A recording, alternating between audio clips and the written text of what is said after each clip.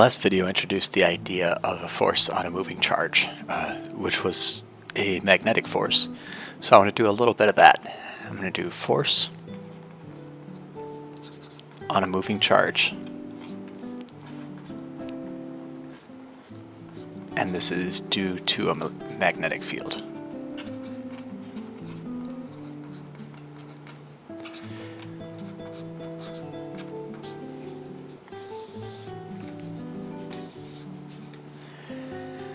Let's see.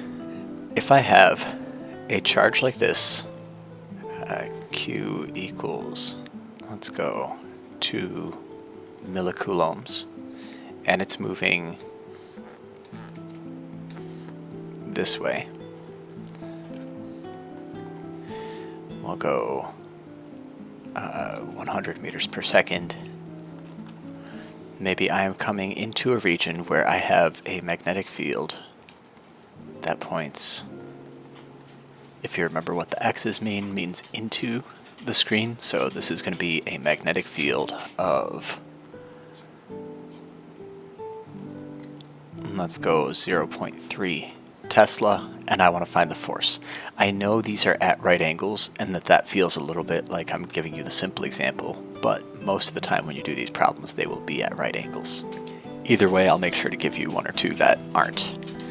So if I've got this, if I were looking at this thing from the side, because it is a good helpful thing to be able to visualize this from different angles, if I were looking at this from the side, what I would see is my charge moving at me, and I would see my magnetic field going from my left to my right. If you are not sure you can picture that, transition from this view to this view, then that might be worth your while to look at for a minute. If I am trying to find the force, I'm going to look at this first one. I'm going to put my right hand, I'm going to hold up my right hand because right hand rule, and I'm going to point my thumb in the direction of the velocity, so my thumb is pointing to the right, and then I can rotate my hand so that my fingers point straight into the screen. When I do this, I will look like a server holding up a tray. My palm points straight up. If I were wearing an Iron Man suit, I would shoot a beam straight up out of my palm. So I'm going to get a force that points straight up. Looking at it from the side, I get the same thing, right? I'm now turning my right hand so that my thumb faces me. I'm going to rotate my fingers until they point to the right. So right now, my hand is making a right angle, my wrist is making a right angle, and my palm points straight upward. That's the direction of my force. When I go to find the magnitude, I can say the magnitude of my force is QV perpendicular B, or QVB perpendicular, whatever. They work the same way. So I'm going to say 2 millicoulombs times a speed of 100 meters per second times a magnetic field strength of 0.3 Tesla. Everything's already at right angles. This velocity is moving in the plane of the screen. The B field is perpendicular to the plane of the screen, so that's a 90-degree angle between them. So all I have to do is multiply these. 2 times 0.3 is 0.6. I've got, this is a 10 to the second times 10 to the negative third is 10 to the minus 1, 10 to the minus 2, and I get a 6. So 6 times 10 to the minus 2 newtons, or if you like, 0.06 newtons is my force magnitude. I want to do another.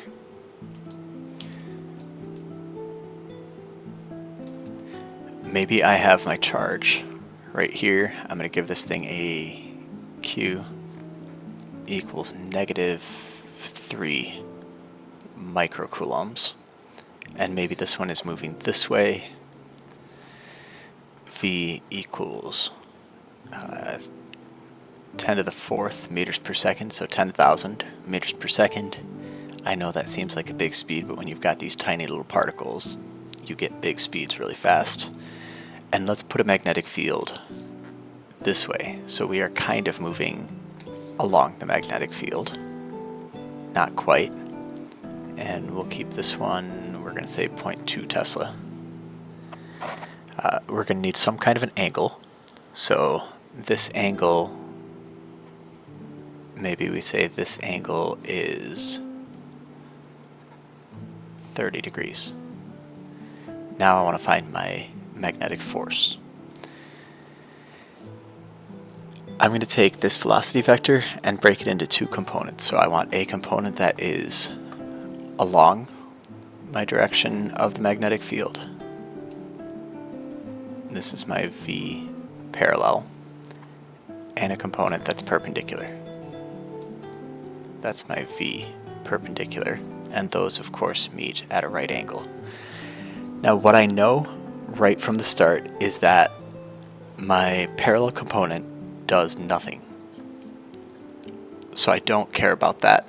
So what I need is this perpendicular component. This perpendicular component has a magnitude of 10 to the 4th meters per second times the sine of 30 degrees, because that's the opposite of my angle, is 5 times 10 to the 3rd meters per second. Now I can do this. I'm going to say that the magnitude of my force is Q V perpendicular times B. So I get a negative 3 times 10 to the minus 6th coulombs times the speed, 5 times 10 to the 3rd meters per second, times the magnetic field, 2 times 10 to the negative 1st Tesla. I'm just writing it this way so that I can grab all my exponents. I've got a 10 to the minus 6th, 10 to the 3rd. That together is 10 to the minus 3rd. And there's another, so that's a 10 to the minus 4th. And then 3 times 5 is 15, times 2 is 30 newtons. I'm going to, for just a moment, ignore this minus because I don't actually care about it too much. It doesn't matter for the magnitude. 30 times 10 to the minus 4th newtons, or 3 times 10 to the minus 3rd newtons, is my force magnitude. I'm going to also find my direction. To find my direction, I am looking at this thing. I don't care about the parallel part at all. I can actually erase it completely. All of that's gone. I can get rid of my diagonal. None of that stuff does anything anymore. I'm just worried about my perpendicular component. So now looking at this, getting everything else out of the way, I've got my thumb pointing to the bottom of the screen. I've got my fingers pointing to the right side of the screen. But I have a negative charge.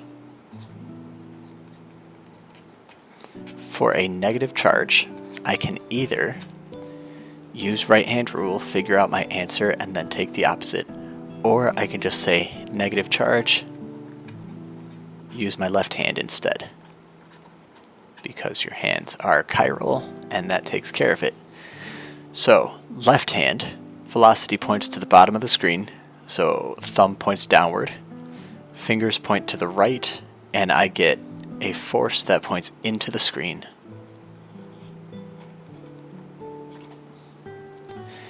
If I draw this same thing, viewing it from the side, I would see a velocity vector that points straight down, and that is my perpendicular component. I would see a magnetic field that points straight at me.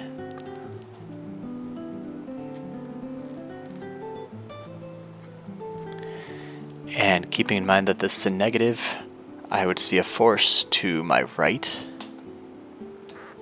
by means of, I guess, left-hand rule. I would see a force to my right. Translating that over, the way that I'm looking at this from a side-on view, a force pointing into the screen, if I turn the situation, kind of if I take my head, put my head over here on the right side of the screen,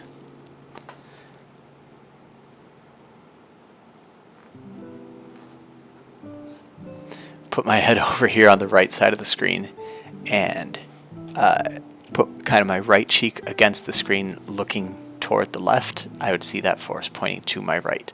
So I get a force direction, I get a force magnitude, and that's all I'm really doing with this. I do the same thing over and over and over again. I can just break my velocity into a parallel and a perpendicular component, can work with just the perpendicular component, and then that's the whole process.